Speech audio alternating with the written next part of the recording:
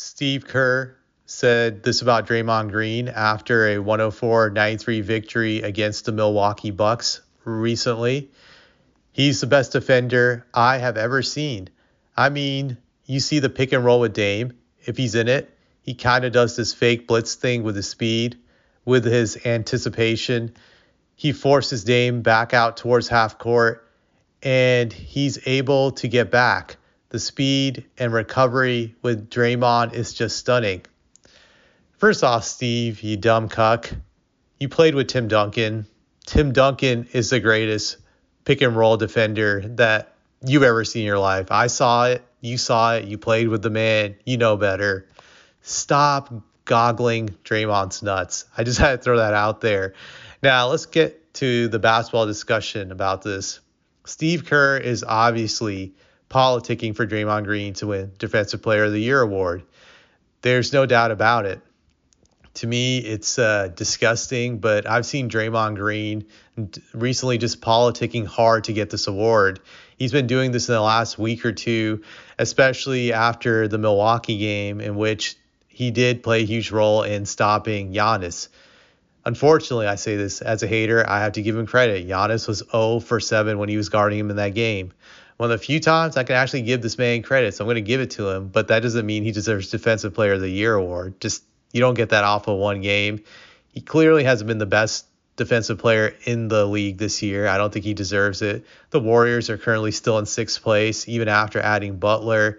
I know some people will say that their record would have been better had they gotten Butler earlier, but it doesn't make a difference. And if we're being honest, Butler actually helps Draymond more defensively than Draymond helps Butler.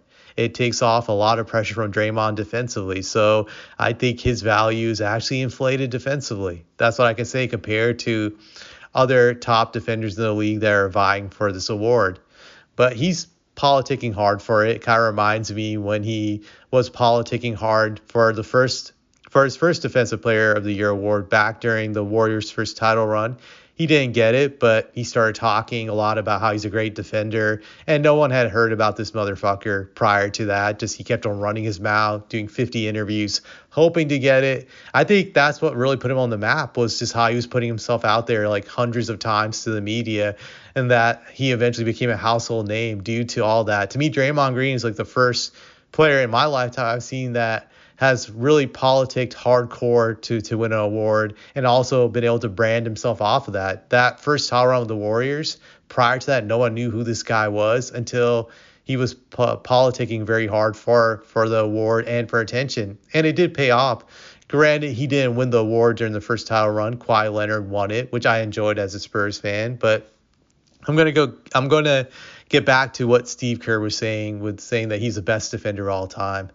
Simply not true. Steve Kerr played with a lot of great defensive players.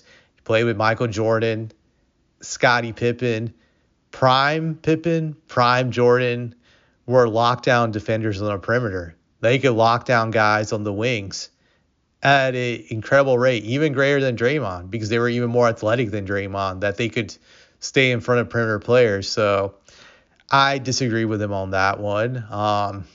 Now let's go down the list of other great defensive players he's played with.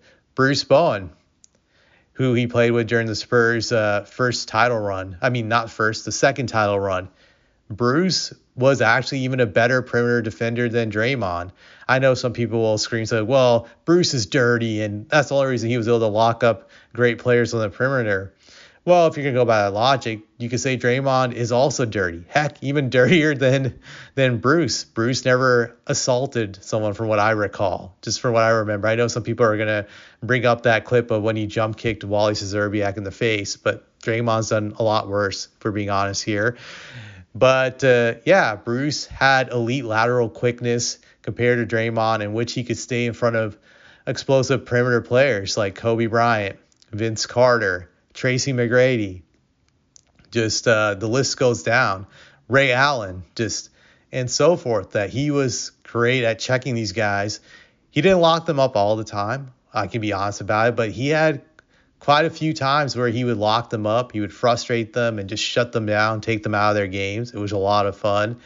I put him definitely on another level than Draymond on perimeter defense, because I know Draymond apologists like to say he can guard every position, perimeter and big. So that's one thing I would bring up. Bruce Bowen was one guy. Let's go down another guy, David Robinson. Steve, you played with David Robinson when he was an elite defender during the Spurs' first championship run, when he was still in his prime. He was towards the end of his prime, but you saw what David was about. You saw his elite shot blocking. You saw his quickness to cover the paint, to patrol the paint the way he did, and the way he was able to guard Shaq during that first title run. So get the fuck out of here with that nonsense. I'm going to go through. Let's see if I'm leaving out any other guys. I guess last but least, I would say, is Tim Duncan. Steve, you played with this man on 2 title teams. You saw how dominant he was on the defensive end. He was the best big I've ever seen in my life at switching on the perimeter, at guarding pick and rolls, at guarding screens. Tim Duncan was elite. On top of that, his shot blocking, he had that. He was above average. Draymond does not have that. Tim was great at guarding big men on another level that Draymond I don't think could do. Like, Tim was able to guard Shaq and contain him. I don't see Draymond being able to guard Shaq. And I've seen Draymond try to check Jokic and get his ass lit up. I've even seen Draymond get his ass lit up by Joel Embiid. I've seen that happen. So I just don't buy that. I don't buy Draymond being better than Tim defensively. And if you look at even advanced stats, Tim's defense was up there with Bill Russell. People have proven that so many times. Spurs, I think, had the longest stretch in NBA history of being a top 3 defensive team with the longest stretch. And that was because of Tim Duncan was on those teams. So I know some people will argue, well, Tim Duncan never won a Defensive Player of the Year award. And you're right, he never did, but he got screwed over many times. He should have won that award, but he had some things going against him, which was Bruce Bowen was his teammate, who was also a great defensive player. That took the votes away from him when it came to winning that award. I remember reading a story about how both Bruce and Tim took votes away from each other, and hence why they could never win the award.